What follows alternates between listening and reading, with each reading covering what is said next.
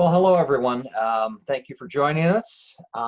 We are here on our Diversity, Equity, and Inclusion workshop, and we are very happy to have you here and learn about some very important things that are going on in the world, and particularly as it relates to our triple bottom line businesses, and of course people being an accent of that triple bottom line.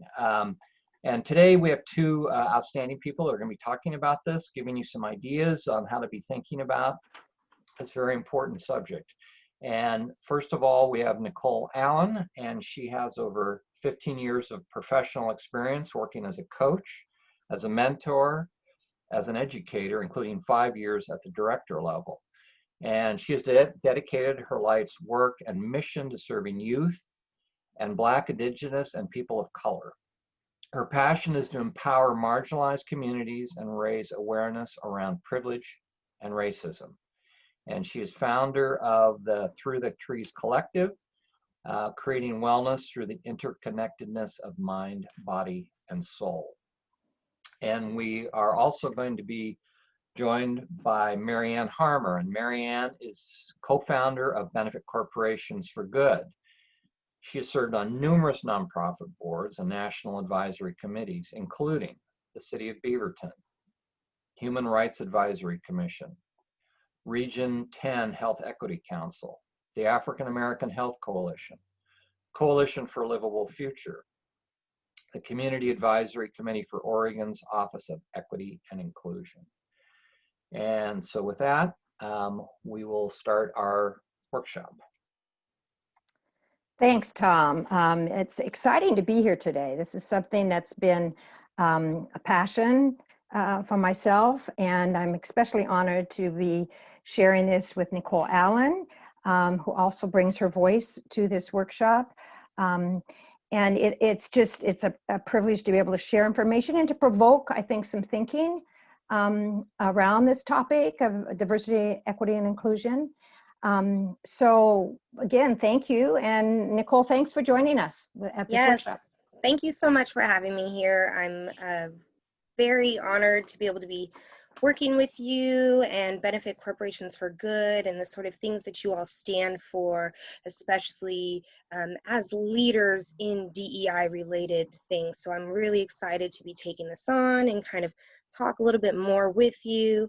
I do want to start with, as I try to encourage all parties that I work with to really discuss our pronouns. A lot of times we automatically assume certain things, and so in the spirit of DEI, I go by the pronouns she and her. So I can be referred to as that in anything henceforth, and just really trying to get that sort of stuff normalized. As one of those things for equity and equality and inclusion. So thank you again for having me here. And thank you, Nicole. That's our first lesson of the day, is to ask for pronouns and to value and appreciate when people share those with you. So let's start real basics. What I wanted to do is really, we throw around this word diversity and equity and inclusion, and do we really understand what that means? For a long time, it was all about a company being diverse, a community being diverse. And what we realize is that you have to go much deeper than that. Equity actually just refers to, fair and respectful treatment of everybody, okay? So we're equitable to people. That's what equity is. Diversity means we recognize and respect everyone's unique qualities. And inclusion, which is really what we're driving for, means that all individuals feel respected, accepted, and valued. So it's not just acknowledging them, but really making them feel respected and honoring them and including them. I like this expression that diversity is about being invited to the party, but inclusion is being asked to dance. And I have a lot of experience with larger companies, corporate organizations, and they always pride themselves on, oh, we're very diverse. We met affirmative action. All our indicators are positive. We're good to go. What they don't realize is that all of those people that maybe were diverse from diverse communities did not feel welcome, and so they had this high turnover rate. And yet their pride was that they were diverse, but they were not inclusive. They were not welcoming. And so what we're seeing, of course, is now companies saying, why are we having such a high turnover with our Black, Indigenous, people of color? And they're saying, well, they're starting to employ research groups and they're starting to listen. But I think it's really important that it's not about just being invited to the party, but it's actually being invited to dance, that you are a part of the community. Yeah, I think that's, oh, I'm sorry. I think that's No, great. go right ahead. I think that's great where you really are talking about how can we look at it from like a corporation, from a business standpoint, because far too often, you know, our personal lives might be diverse and inclusive, but when we go to these institutions, they're lacking in that. Or like you said, they're hitting those diversity quotas, but, you know, they're not necessarily hitting equity, right? You know, Excellent. to touch a little bit more on what you're saying, you know, equity really has to deal with impartiality, especially in those procedures and processes, right? Like how are things distributed throughout the institutions and systems. And so, you know, hopefully through today, as we really are talking about these and looking through different lenses, but especially through a business lens, how can we now, you know, we've made that first step of being diverse. How can we make that next step of being fully inclusive to make sure, you know, those communities of color and, you know, communities that are not the quote social norm, how do we make sure that they are not only feeling inclusive, but also equitable and have stakes in their business? Great. So I think we're going to talk a little bit now about some of the those terms themselves, because as we're on this path to become more equitable and on this path to be more inclusive, there's a lot of terms that are thrown around. And so, Nicole, I'm going to ask you, you've done a lot of research around this and a lot of work. What are some of these terms, these DEI terms, because we throw them around without really understanding what they mean. So maybe you could share a little bit about what you've learned or what these words mean. Yes, thanks, Marianne. I'm happy to do that. So just in general, whether, again, this is in a business setting or personal setting or no matter where we are, you know, over time, you know, as we're talking about things even related currently with the times with Black Lives Matter and with George Floyd and with our current political season. And, you know, there's a lot of terms that are being thrown around, such as privilege or bias or even stereotype and racism. And a lot of times I think people, especially from communities that do not directly deal with those on a day-to-day basis, kind of have an unclear understanding of, you know, what really is the difference between a stereotype and a prejudice and a bias and stuff. So, you know, I just want to take a few minutes to just kind of really go over those few things. You know, oftentimes we're hearing the word privilege thrown around. We hear white privilege, especially as of late, or different things. And so when we get into terms of privilege, you know, we got to see it through the lens of, instead of it's of all the extra things I have, like see what these other people don't have or have access to, right? That I have, right? You know, instead of thinking like, well, I didn't have, you know, I didn't get all this money to start a company, you know, I had to work my way up. Yes, but did it make it easier for you to go and get loans and those sort of things, right? So when we think about privilege, we are really thinking about access to things, right? What is our access, right? And a great example that I think for everybody to think about is the term ableism, or being able-bodied people. We are able to, a lot of us are able to walk into spaces, and literally that, walk into the space. We don't have to think about, oh, if I have a doctor's appointment, how am I able, if I'm in a wheelchair or if I'm, you know, a non-able-bodied person, how do I enter into a space, right? Do they have wheelchair access, all these things. So that's a big one that I always try to get people to talk about, to kind of intro people to, is how is the ableism or even ageism, those sort of things that make a little bit more sense.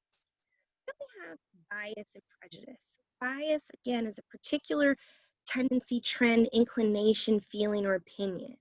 Prejudice, an unfavorable opinion or feeling formed beforehand without knowledge, right? So a lot of times we create these things, beforehand, before we've even experienced someone or a person, right? So what prejudices do we have in our lives that we're just assuming, Stereotype, right, is kind of the same thing as a prejudice, right? Having those things uh, a part of our minds, and therefore we are acting based on those things really with no sufficient evidence.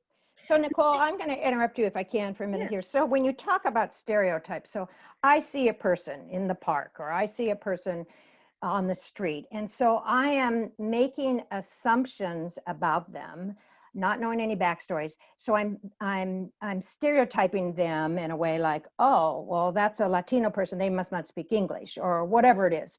So I'm stereotyping them because I have a bias and a prejudice. Is that right? Yes, you have these preconceived notions, right? So stereotyping is that, like, the prejudice that then will be that action. So let's use, for instance, that same person, that same scenario, right? So then you are going go up to speak to this person and said Spanish, right? Because we are making these assumptions, right? We are making these things, right? So then you are then perceiving that, hey, they don't know what I'm talking about. I can only talk about in certain things. I can only explain to them. And they might be someone that doesn't even know Spanish. And so it's, again, yes, it's this bias is because you've experienced through whatever you've been exposed to only see Latinx people as, A, B, C, and D. And so, Got it. yeah, so it's kind of those basis of those two things where they're all kind of intertwined. They just have a little bit of a difference, We Good. all have biases in our life, but, it's then the next levels they're taken to. Got it. Thanks. Yeah. And then real quick, I do want to just take some time to talk about racism, because far too often in this world, we think of racism as blatant acts of racism, right? Like, I'm either not racist or I'm racist, right? And you have to understand that racism has different dimensions, right? Racism can be institutional. That's the policies, practices that reinforce racist standards. So those can be present in a workplace or an organization. And you have structural racism, where multiple institutions are collectively upholding these policies and practice. And that's like society. Then we have interpersonal racism, which are racist acts and microaggressions that are carried out from one person to another. Again, we understand that interpersonal relationships. And then finally, we have internalized racism, which is subtle and overt messages that reinforce those negative beliefs and self-hatred in individuals. So I just want to make sure, I know as we go into all these, to just keep these kind of thoughts in your back of your mind, keep these words in the back of your mind, and understand that, like, DEI work is dynamic. All of these words are dynamic. We're always growing with them. Nicole, I have another question then. As you talk about microaggressions, that interpersonal, from one person to another, and then how that kind of merges into the internalized racism. In other words, I might commit a microaggression because through some internalized subtle overt messages. So are those two kind of like two sides of the same coin, that they are microaggressions occur because you've internalized some No, negative beliefs? I mean, they can be. You can be internalized that. It can also be looked at as, let's say, a white person comes up to a person of color, we'll say a Black person. I'm a Black woman, I identify as a Black woman, so I'll use myself. If someone was to come up to me and would say, after I gave the presentation on something, wow, you are so well spoken, you are so articulate. Those would be examples of microaggressions from that white person. And then where the internalized can be is, I can even internalize that, right? I can internalize that and create even in myself some internalized racism where I can have self-hatred, in individuals, right? I can then, oh, how many other Black folks did they experience that this wasn't the case? Or, well, I have to always be quote unquote articulate, right? It's those certain things. So the internalized racism is not just within the projector of the racism, it can also be in the receiver. So it's just something to keep in mind, especially when it comes to that self-hatred, self-internalized. Great, great. So, given what you've said, as we continue to understand more about these terms and so forth, as we talk about, so what can I do then if I understand some of this? What's kind of some of the basics? And these are what what I've experienced as some of the key values. Anyone that wants to take this journey, and by that I mean who you are as a person. In other words, do you have in your idea 3 key values that you makes you like you want to do better? And those, I think, some of the fundamental ones, and I'm interested to get your perspective, Nicole, are the idea that you have respect for other people, you have humility, which with that comes the ability to listen, not get defensive.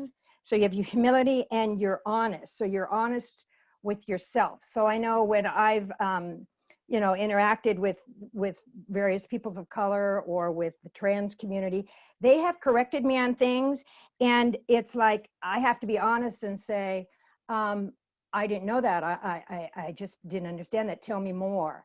So I think some of the key values that you just have to bring to the table as to who you are as a person, it almost has to come from your conscience. And we talk a lot about that in Benefit Corporations for Good and with small businesses, is that, are you a conscientious leader? And I think as you are a conscientious leader and you want to take this journey to become more inclusive, you have to bring with you these values of respect, humility, and honesty. Are there any other things you would add to that, Nicole? I think I think those are really great. And I would even flush those out a little bit more into, how do I show respect in my thoughts, in my actions, right? And all these things. So not just how do I, in my mind, how I express things, how do I show humility in the things that I'm doing? As you had mentioned, when you were speaking to these diverse communities and someone corrected you, right? You're showing humility on the inside of, okay, I'm not going to be defensive. I'm not going to be, oh, I'm sorry, I didn't mean that. You're taking the words, and especially as you mentioned, the trans community, from my experience, a lot of them have spoken out in the sense of, don't feel ashamed, don't feel all of that, just yes, and okay, yes, I hear that, and I take this action. You don't have to defend yourself. You don't have to feel as if you were, being called out. And so I think really not only just thinking about these things, and as you talk about being conscientious people, and that is what my business Through the Trees is about, really connecting all of our mind, body, spirit, and soul together. How do we not only change the thoughts in our head, even if we're not expressing them? How do we rewire ourselves in those ways of respect, humility, and honesty? But how do we also project those things? How do we also create action so that they change for others? And then ultimately, how do we reflect back and create a more cohesive space for all? Okay, thanks. That's valuable insight. That it really comes from a mind shift almost. That contributes. If you have that mind shift, then your behaviors are going to be different. Yes, because ultimately, just to touch on that, because ultimately, if we're doing things, or we're being diverse, inclusive, and equitable, just because we think it's for the other, it's what we're supposed to be doing, but we don't change it how we feel on the inside, then that's not ultimately, like that one slide show, equity, equality. That's not ultimately taking, being an ally and taking, taking up arms in this battle. You should be doing this because you are feeling it and emanating it from the inside out. Great. So Nicole, what as we continue to kind of learn about this, what are some other factors about DEI that are really important to understand? And I think this is on the next slide, Tom. But what else do we need to remember? Well, just kind of touching on what I was just saying, how are we mindful of the things that we are doing? Again, what is the reasoning of why I'm hiring a diverse staff? Am I doing it to be meeting quotas? Am I doing it so that it will look good, or am I doing it because I ultimately know that having a diverse staff is going to bring diverse results and it's going to broaden my business, right? So being mindful of these things is what we need to do. And tagging along with that, understanding that it's not about seeing that all people are the same, or, okay, now I understand this group of people, I've spent time, I'm being open, I've had conversations, I'm hiring. That doesn't mean that just because you have in your circle a group of Black folks and diverse folks and BIPOC folks, that you then are making these moves, and this, right? Understand that we are diverse, Even as I'm sharing these things with you today, I am still one Black woman. This is still my experience and through my lens. This is my perception and reality. So to understand that, even the things that are discussed today and people are learning today, there could be other people that, other Black women, Black queer women that look and see differently. And going on with that, again, no group is homogenous. We are diverse people with diverse minds, diverse backgrounds, diverse experiences, diverse families. Everybody is different. And don't limit people. Don't, because we're expecting them or we've experienced them in certain capacity, we shouldn't limit people across the board who it is, who are family, anybody, not just the diverse things.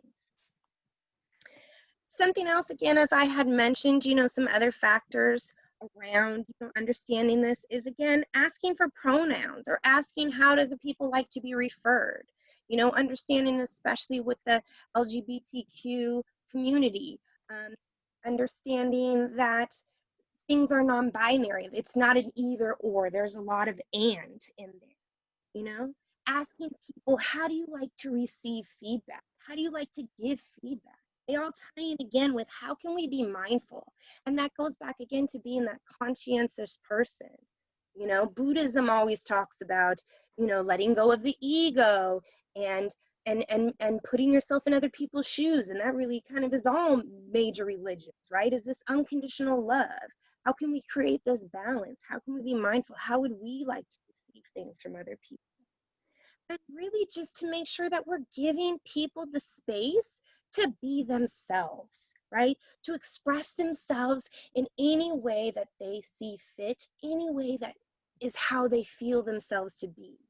Because ultimately that is what we would want. We wouldn't want to be stifled or pigeonholed or put into a certain area. We would want people to listen to our experiences, to accept our experiences, right? To work with us, and all those things are just really important to understand when, we want to do the DEI work, when we want to have these sort of things, right? It's again, more than just diversity, equity, inclusion. How are these fleshed out, It's continuous. It's a continuous learning experience, and I think that that's the biggest factor that we need to understand is this will never be mastered, even as people of color or as, women or as queer folks or as whatever. Even if it's a lived experience, it will never be mastered, and we're always continuously growing. There's an Adinkra symbol from Ghana that states, "He who does not know can know through learning," which ultimately means if there's anything we don't know, all we have to do is learn and keep learning and keep growing. So as I'm learning, even just listening to you, Nicole, one of the things I hear you saying is that there's this intersectionality among people. So for example, back in the day, I used to teach a cultural competency class, and I used to say, so keep in mind that Latinos are very family oriented, and keep in mind that Latinos, maybe speak Spanish at home, but outside they speak. And so I was kind of grouping them. And what I hear you saying is that there could be a Latino trans woman that is very different from a Latino man that's in corporate America. In other words, that there's this intersectionality also between communities and the individual differences. So I don't know if you could talk a little bit more about that intersectionality piece. Yeah, definitely. Using your example, for instance, and I will challenge you and our listeners as we're really working on this inclusion is, you know, to almost refer to the community again as Latinx. And Good point. Latinx is, you know, the Latino is the masculine, right? And that's still putting on the masculine. You Latina is putting on the feminine, right? So the Latinx is really letting us know of a more inclusive balance of the gender. So I'll be referring to them as Latinx in this. So in Good. that scenario, when we're talking about Latinx folks, and some of those generalizations or uh, um, in a way, stereotypes, you know, even if a stereotype is coming from a good place, some of them might be true. We have experienced Latinx folks that are very big on family and community. But how do we think about, you know, those Latinx folks that didn't come from a strong family background? How do they feel included in that? You know, do they feel that's again goes to that internalized racism? Well, I didn't have I don't have that family experience. So to understand again that everything is different. And where it goes to intersectionality, you know, this was a big thing that Audre Lorde and a lot of the Black women activists in the 60s and 70s had done was they said they did not feel included in the feminist movement. They they said they were not, it didn't touch all their things. And their main reason of why they said that was because of intersectionality. They said, you want to fight for women's rights, but I'm still a Black woman. How can I separate being Black and being a woman? And then on top of that, a lot of these were queer women.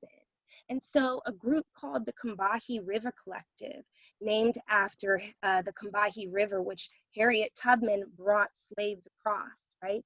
Understanding, these women understanding their power, came up with the term of womanist. And a womanist is someone that is fighting for it all because it is intersectional, because there's no way to divide. I cannot just participate in a women's movement because those same women are not fighting for my equality as a Black woman, right? I cannot fight in certain other religious movements because maybe it's not including me as a queer person. And so just to understand that we cannot separate that, again, it's not an either or, it's an and. We are part of so many things, and just to understand how the diversity of that works. And so again, as we hold these spaces and we hold these things, our best practice is to allow people to tell you about them instead of us making assumptions or us making generalizations or whatever. You know, how do the Latinx folks in the room identify themselves? What are things about your community that you have noticed instead of, you know, the other putting it on? Great. So let's talk a little bit more. I'm gonna, I mean, my head's kind of buzzing right now because as I'm taking in all of this and realize again, as you mentioned that you never stop learning. And every time I talk to you, and I know you well, I learn something. So my head's kind of buzzing, but I want to go back to this idea of what does it actually mean to be inclusive then. So we know that we're all people, but what does it mean to be inclusive? I would think about this in the sense of if you had let's picture a group of dots in our mind, right? And in those dots, you have some black dots and you have some gray dots, okay? And so exclusion would look like some of the gray dots are all grouped together, right? But the black dots might be scattered all around, right? So you have black dots that are excluded out of the gray dot gathering. Now, the next step, which, you know, in terms of relative history, let's talk about exclusion was um, Jim Crow. That was segregation, right? We were excluded, separate but quote equal. And we all know by now at this point they weren't. So we were excluded from being things. So then the next step of in the journey to inclusion would be integration, right? Our buses were integrated, our schools were integrated, different things were integrated, right? So again, if we go back to that image of the dots in our head, now we have one, cohesive group. There's still some gray dots, there's variations of grays, there's still some black dots, there's different things, right? Now we're all in the same group, but we have different things. So then ultimately inclusion is, how do we create a space that we are taking away all those extra things, all those labels, titles, and ultimately get down to being human, where everyone feels welcome, not like they're feeling tolerated, not like they're feeling inclusive.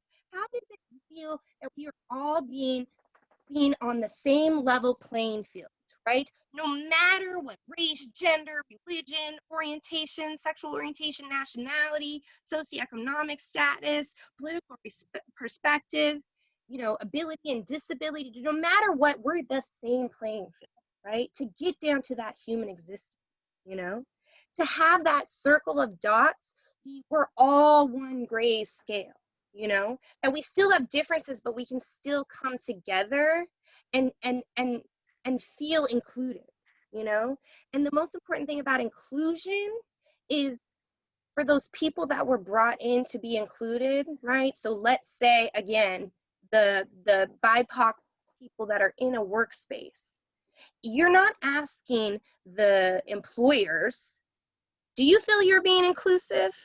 Right? Because they could say, yes, we're being inclusive, we're being mindful, we're doing all these sort of things. It's asking that other, do you feel included? And that's a lot of times the space where we really, truly understand if inclusion is happening. Because it's not the people that are trying to include, it's the people that are being included. Got it. Got it.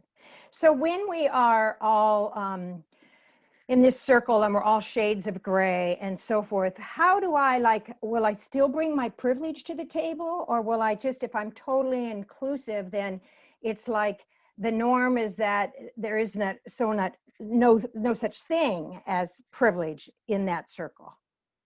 Well, that again goes to why we have D, E, and I, right? Diversity, Right. equity, inclusion. They're all parts, right, of the same sphere, of the same triangle, right? So inclusion is literally talking about, how do we make sure everyone feels welcome? We're on the same playing field.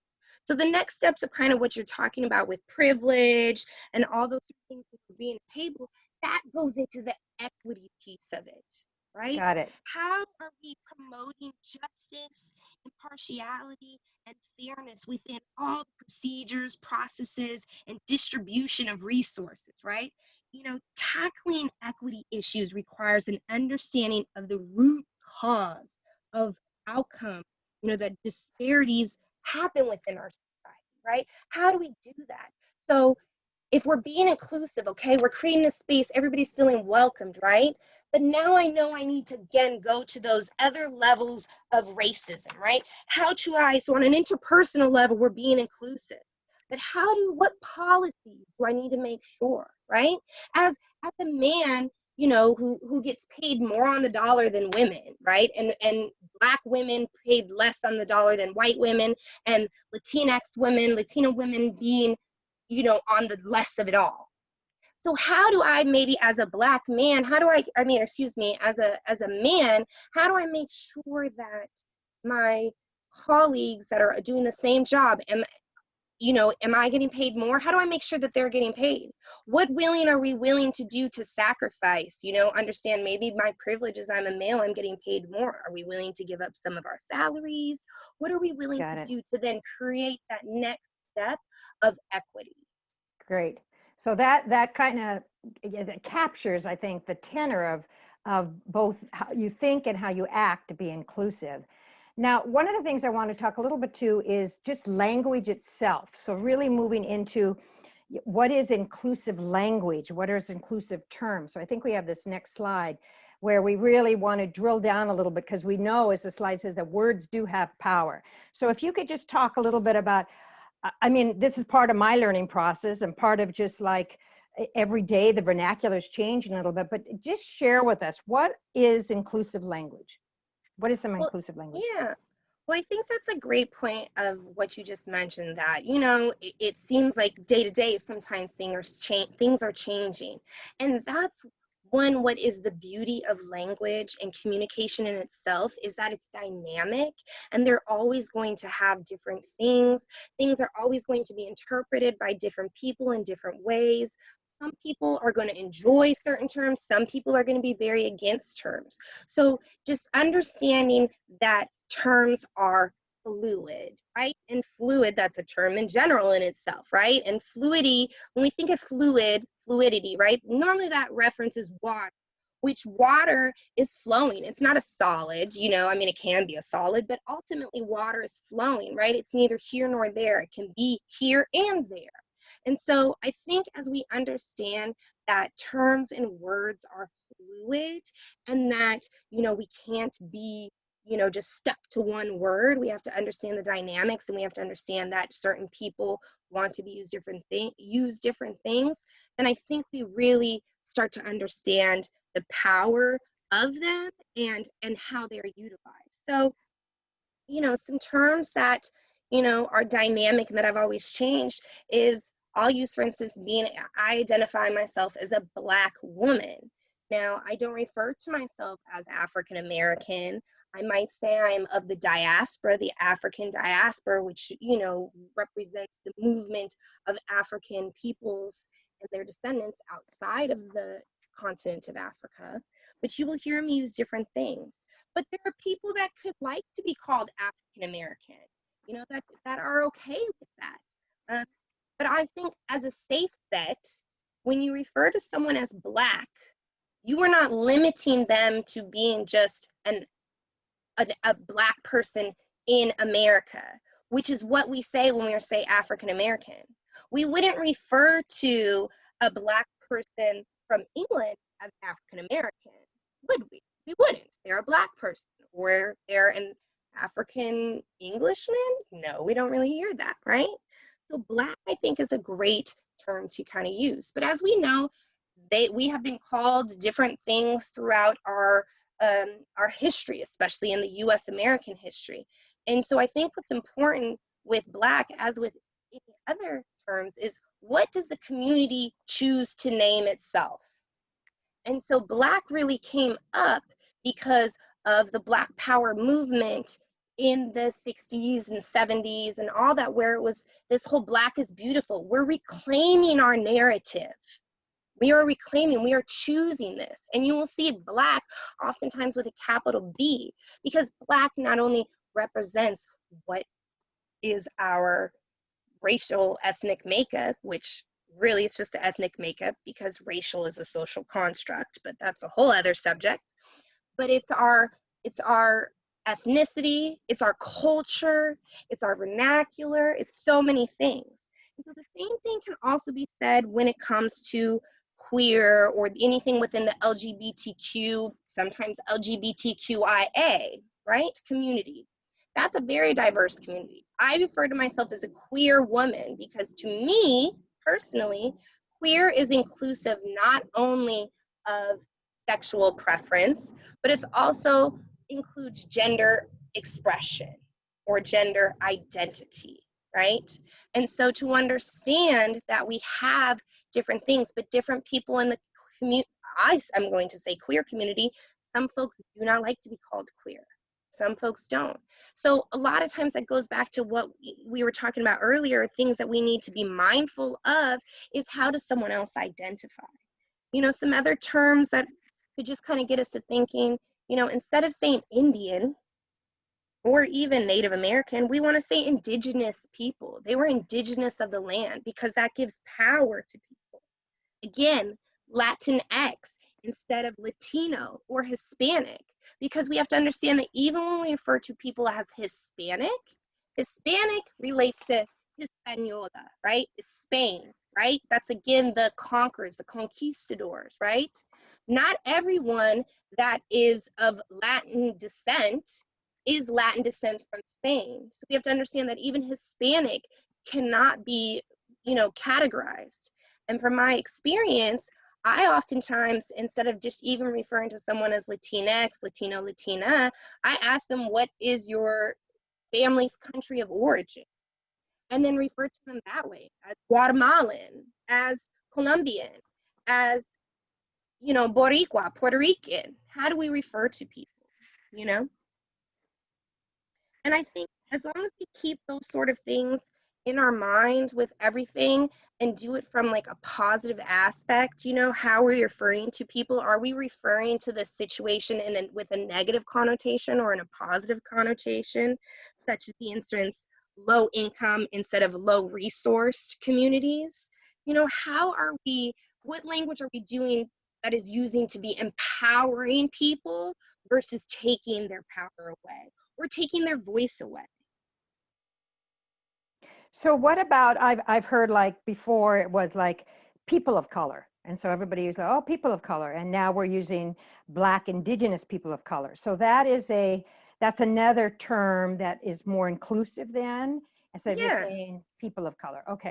Yeah, well, I think what's with that, especially I can speak of from, again, the Black, you know, as a Black person, is when we say POC, what that is doing is grouping everybody in the entire world, all these hundreds of countries, hundreds of ethnicities, and all these things, grouping them into one group, and then meaning the other is white. So that would be the opposing, white or POC. And so why, you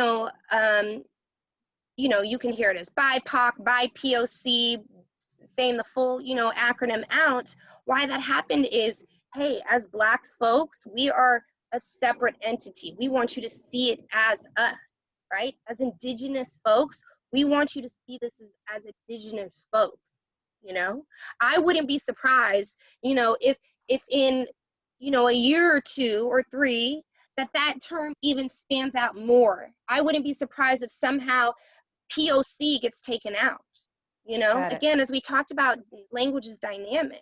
And ultimately, what do we have to even label? Maybe one day we'll get to the world where we are just saying this person, this human. Again, that goes back to that conscientious living, because we are all made up of the same energy, you know? Nicole, I've also heard, for example, some things like to use sex worker and not prostitute. I've heard that be sure you don't say illegal immigrant, which, we know there's some powers to be in our country that call them illegal immigrants, but call them just undocumented workers. So those are a few other kind of like renditions of words that we need to be sure that we're not putting in a negative light. Yeah. Okay. Well, I think that's exactly it, is don't put them in a negative light. Are the Okay. words that we are using having negative connotations, right? As a prostitute, we think of prostitute as something low, something not worthy of respect, right? Somebody that doesn't respect themselves or any of that nature, right? We think about, oh, it's not good, which, as we all are, I'm sure, aware of, that's really the oldest profession in the book, And so when we call someone a sex worker, we're giving validity, we're giving respect to them as people. They're people, right? They're doing this. There's a lot of sex workers. And again, sex workers can include, everything from people in the adult entertainment industry. It can include dancers and bartenders at clubs. It could include, people that do use their body to obtain needs, right? So we understand when we use certain things such as a sex worker, we're giving them power. We're not throwing them away, right? We're having a conscious heart. We're seeing them as people. The Great. same thing goes with a legal immigrant. Illegal, right? We know illegal equals bad, equals, because opposite of legal is legal, right? So when we're saying an undocumented worker, we're giving substance to them, we are giving certain things. And while we're on this, there's one other thing that I think being more mindful of what we're doing, especially when it comes to gender, right? And gender fluidity, and understanding that gender is a spectrum and you can fall anywhere on this gender spectrum. It's about how you want to identify yourself as.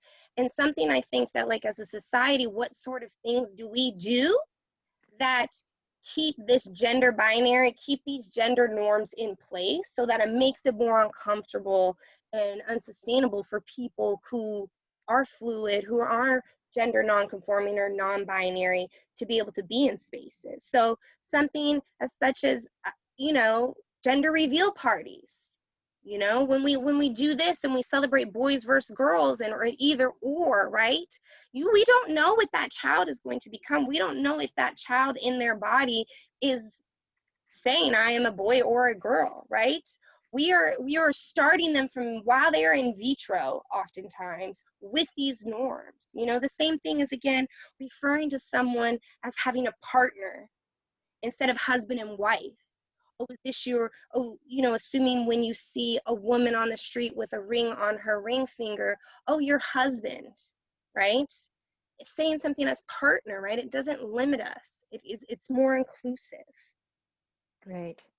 Well, that's helpful. I think just some of the phrasing that you've talked about today are things that I think, you know, we need to remember and just try harder, I think. Now, I want to move on in terms of just, you know, as we're learning, as we're understanding more, as we're listening, is there a specific diversity, equity, and inclusion approach? So in a company, what is actually the process or approach?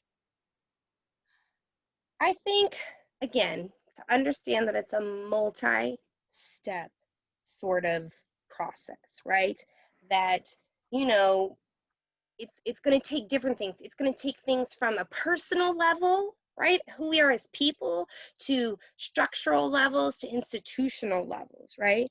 And I think there's something that we need to be aware of is going into any position, what is our own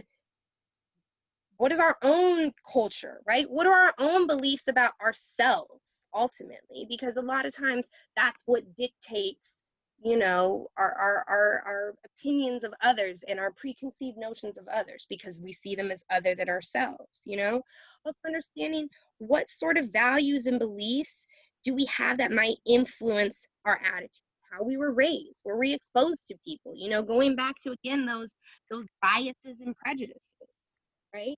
I think another great thing is to understand the history of, of diversity, of quote unquote race relations, different movements in this country, because the public school system and really just the US American school system has failed us, because oftentimes the education has come through, more often than not, a white patriarchal, sometimes Christian lens. And so to understand that sometimes we are not always receiving the full picture and taking the initiative to go learn more, right? I think understanding specifically how oppression, discrimination, how different things have affected people, not only personally, but also professionally, you know, understanding what is not going right, like in our workspace, right? What is not working? Are we surveying people? Are we having honest spaces where people can talk about different things? You know, are we creating these inclusive spaces? And ultimately, don't be afraid to ask. A lot of times it's the only way we're going to grow. You know, we can't make assumptions, you know, and I'm sure everybody knows assume, you know, is doing making a out of you and me, right? So we can't assume. We need to ask, because it's the only way we're going to learn. And we also need to not be afraid to respond, right? And then ultimately it goes into being an ally, right? And being an ally is someone that takes action and not just talks. And that I think is, we found that on social media as well, that people just like, they just like, oh, I like that. And they like. And so they're never really sharing their voice about something. So they're not really an ally if all they're doing is just talking and not actually doing something about that. And I you know, sometimes get infuriated at people I know in social, where it's kind of like, oh, they like maybe something I've posted where I talk about Black Lives Matter, for example, but they have never offered anything on their own about their opinion, or they've never taken any steps to participate in forums or whatever. And so I think your point about the ally being action and not just talking is really important. Yes, definitely. I definitely think that's Okay, we are, I'm going to keep us moving here. And so are there any other practical things to do? I think you've talked about, you know, ask for pronouns, ask how you want to receive feedback, giving people space to be themselves. Are there any other things that we need to be aware of?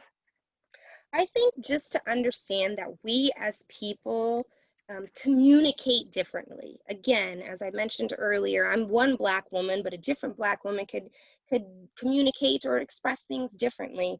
And so I think understanding that we all have different learning styles, as Tom had mentioned in the beginning, I come from an educator background, and working with children really forced me to learn that people give and receive information and learn things differently. You know, some of us are tactile learners, some of us are visual learners, some of us need time to process things before we speak. So just always making sure that we communicate in different ways and ask people how we communicate, how they want to be communicated, giving people again that space to kind of, as you said, be themselves, and give them the space to listen and allow people to share their experiences. I think, you know, in addition to all the stuff we've already discussed, I think that that's really important to do. Good, thank you. So you got us all. We're ready to jump. We really are ready to learn, to listen, to respect, to understand, to ask, to give people space. One of the things I would like to do, because I think for some of us that are, you know, a little more left brain, kind of like, well, show me the process, explain a little bit what I've learned about the kind of diversity, equity, inclusion journey. So it really is like, how do we move on this path? And so I think the first thing is that I think it's the other slide ahead of that, or maybe we don't have that one, Tom, but it's about the DEI journey. And it really comes down to, first of all, we can be very defensive. That's the first step. You know, it's like, oh, I see that we're different. Like Nicole explained, you know, there's black dots and gray dots and white dots. I know that they're all different, but that's kind of threatening to me. So I want to stick with all my black dots, for example, all my gray dots, because we view things as different. And because of that, they're threatening. So I'm afraid. And so that's kind of the first step, is we get very defensive. I think the second stage to me in the DEI journey is then, okay, I realize that we're all different and so forth, but I project my own cultural values on it. And somehow I still think that, yes, we're all different. And so I'm not going to get defensive. You can have your space and I'll have my space. But, you know, the bottom line is I still think my space is better. So you come across with this idea of our values being a little superior. So you move from defensive to now I'm minimizing those the differences that you bring and still feeling like mine are better.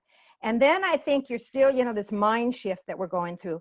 You move to a place where you begin to accept that behaviors might mean different things to different people. You're beginning to wear the other person's shoes. You're beginning to shift your perspectives and saying, well, I did bring privilege to this table, or I did see it from my own values. And so you're beginning to accept that there are other values out there, and you're at least open to this, and you're beginning to understand it, that different cultures, different communities, different values are different. And then from that, so you move from kind of acceptance, well, I'm really seeing now what I call the adaptation phase, which is, wow, you know, this divergence of opinions and values is actually healthy. It's good for the business. It's good for my growth. And so you're beginning to see it from a different frame of reference, that you're recognizing and valuing and almost embracing now the idea that this diversity it's a win-win for everybody, and we're all growing and learning. And so that's a lot of people are in that place. And I really congratulate you that you've come to that place where you recognize the value of being equitable and being inclusive. But then you come, and Nicole alluded to it, then you come to the final stage with, okay, now I really am ready to step forward and be an ally and really talk about understanding the identity issues of others, and how can I then recognize what behaviors and what steps and what things can I do to even right some of the wrongs that have gone on in our history. And so you become more of an ally. So for me, it really is, you're defensive, and then you try to minimize the differences, and then you start accepting them. And then you say, okay, I not only accept them, but I really adapt to this because this is a thriving diversity group that brings a lot to the table. And then ultimately you're at the place where you become an ally, which is, how can we then support some of these individuals or communities that have not been at the table? So that's what I kind of call the DEI journey. Now, I'm not quite sure, Nicole, I know you've talked a lot about becoming an ally and some specific steps. It almost could be a different workshop, I'm thinking, where you can really be very practically, okay, I'm ready now to take that allyship, because I know you have a lot to share about that. So I don't know if there's just a, because I think we're running out of time, but are there a few things you want to emphasize about practical things to be an allyship? Or maybe we should invite you back for another time and you can really do more of a fuller definition of what it means to be an ally. Yeah, I think I definitely have a few little, pointers when it comes to be ally, and take a couple minutes to talk about that. And I think, how you framed out that DEI journey is really great. And that ultimately, as we, talked about before, and as everything in life is cyclical. And so, you might be at the adaptation ally step, and then something happens and you get defensive again. And just to understand that it's a continuing process, it's cyclical, you're going to be growing in that. But yeah, as far as ally comes, I just want to leave people really with like the definition of ally. That's literally the definition is to unite formally, to associate or connect for a common cause. And ultimately that when we are participating in the act of allying, that we are entering into an alliance with someone. We're merging efforts. We're coming upon an agreement to cooperate for specific purposes with a common goal, right? We are, again, as I mentioned earlier, taking arms up with each other. And as you had mentioned, you see people posting stuff and liking, are you really taking up arms with me? I don't need you to like things, to talk about stuff. I need you to take on these problems as if they are your own, it has to be physical acts of change in addition to changing the mental, cognitive, right? I think the biggest takeaway is to know that when you are choosing to be an ally, that you are always on. That doesn't mean you're always at a level 10, but it means, because nobody can sustain that. Even as a Black woman, I can't sustain fighting. Let me post, right? We need to take a break. You have to have that. But rather, at the very least, you're always observing and ready to make changes, jump into action at any moment's notice. Whether that action or change is intrinsically or outwardly, whether that's individually or collectively, right? To know that, like, I'm literally down in the dirt, down in the trenches with you all. I'm not talking and pointing and saying this and, okay, tag me out. No, there's no tags out. We're in this together. And to understand that it's a common cause. It's not somebody else's burden, but it's our burden, our problem, our solution. Wow. That's inspiring, actually, Nicole, because I do think it's we stand by on the side too often. Even if we're supportive and we want to be there, we still stand on the side. So as you say, as appropriate for each of us, and particularly as we're talking about small businesses, what can we do as a small business in our community? What can we do in small businesses with our team that we work with, our people? It's taking the next step, which is the ultimate in the DEI journey. Well, Nicole, this has just been an honor again. I so appreciate you sharing your perspectives. You can tell you've been an educator before. again, thank you so much. I'm glad to know that I don't have to have this all, mastered in one day, that it is a journey. And I just, again, value your insights so much. Tom, I'm going to turn it over to you because you could share a little bit about, what we're going to do with this workshop and where we go from here. Absolutely. Thanks. Thank you both, by the way. That was incredibly informative and enlightening and inspiring. And I just wanted to add a statement about, particularly about the businesses that we are privileged to work with, that the research that Marianne and I have done into DEI is showing that if you have a robust approach to DEI understanding, that helps all your employees, each and every employee, show up each day without the fear of being their true selves. And what it does for the business is it fosters a higher degree of engagement and productivity and innovation to create a better business. And there's lots of documented studies to support what we're talking about here. So we hope you've learned a lot. Special thanks to Nicole Allen, and you can see on the screen there is an email address and her phone number if you want some specific questions you want to direct to her, or you could email Marianne or myself, and we are more than happy to direct your question to Nicole and to help answer some of those questions. So what we would love to do is, if you found this presentation helpful, would you please share it with others that you think might have some of the value? It's hard for me not to believe that anybody that is current in their thinking would not want to have this kind of knowledge base to operate and run their businesses. And then if you've got other ideas about other possibility workshops, possibly following up, maybe something a little deeper on what Nicole and Marianne discussed today, please let us know. Our emails are always available on benefitcorporationsforgood.com.